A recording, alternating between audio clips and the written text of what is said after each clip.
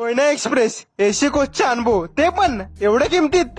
हा ब्लॉग चुकवलात ना ते ट्रेन नाही, पण माहितीची संधी नक्की सुटेल. कोयना एक्सप्रेस मुंबई सीएमसी वरून सुटते सकाळी 8:40च्या सुमारास.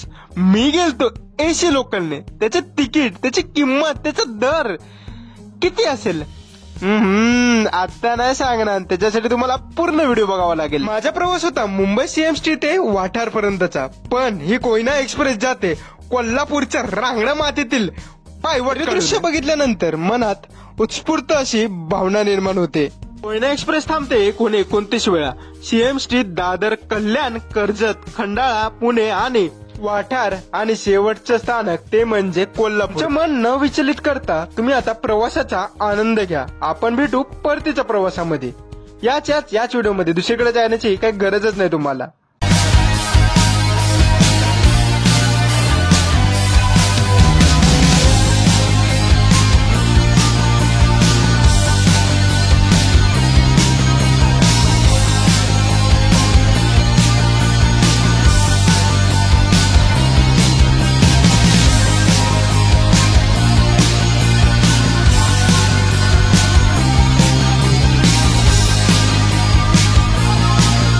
अरे मी तर परतीचा प्रवास झाल्यानंतर येणार होतो. मी आता अचानक का आलोय तर याचं कारण पण तेवढंच महत्वाचं. तुम्हाला एक महत्वपूर्ण सूचना द्यायची आहे.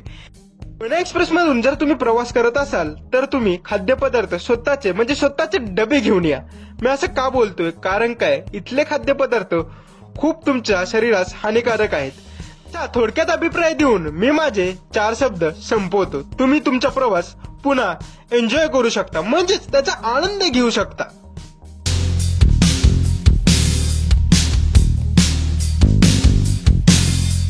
प्रवास चालू झालाय, पण आता कंपॅरिझन करूया नॉर्मल विरुद्ध एसी. नॉर्मलचे रेट आहेत, म्हणजे नॉर्मलचा दर आहे 180 रुपये. स्वस्त पण स्वच्छता ती विसरा. एसी लोकलचा दर आहे 550 रुपये. थोडा महाग आहे पण शांत आहे, थंड आहे आणि सिनेमॅटिक आहे. म्हणजेच तुमची माफी मागतोय मी, कारण मुंबईच्या असल्या कारणाने मला सवय आहे लोकल बोलायची, एक्सप्रेस नाही. तर तेवढं सांभाळून घ्या. आणि तुम्हाला जसं बोललेलो, जेवण खूपच थर्ड क्लास असतं, पण काही गोष्टी वगळल्या तर बाकीचं जेवण म्हणजेच इडली असेल किंवा असा पेरू विरू जो येतो, भेल असेल, ती ठीकठाक ओके खाण्याच्या लायकीची आहे. तुम्ही पण कोयना एक्सप्रेसने प्रवास केला आहे का? एसीचा अनुभव घेतलाय का? तुमच्या गोष्टी कमेंट सेक्शन मध्ये, म्हणजेच डायरेक्ट माझ्या भाषेत बोलायला गेलं तर कमेंट सेक्शन मध्ये हजेरी देऊन लगेचच्या लगेच ताबडतोब सांगू शकता. आणि हो, अशाच गमतीशीर आणि इन्फॉर्मेशनने म्हणजेच एकदम ओव्हरलोड भीतीसाठी आणि गमतीशीर ब्लॉगसाठी सबस्क्राईब करायला विसरू नका. आणि सबस्क्राईब करून टाका. आपल्या मराठीच्या दर्जा आणि दर्जेदार कंटेंटसाठी सबस्क्राईब करून टाका. Flow Marathi blog. तर भेटू मग नवीन ब्लॉग मध्ये. बाय.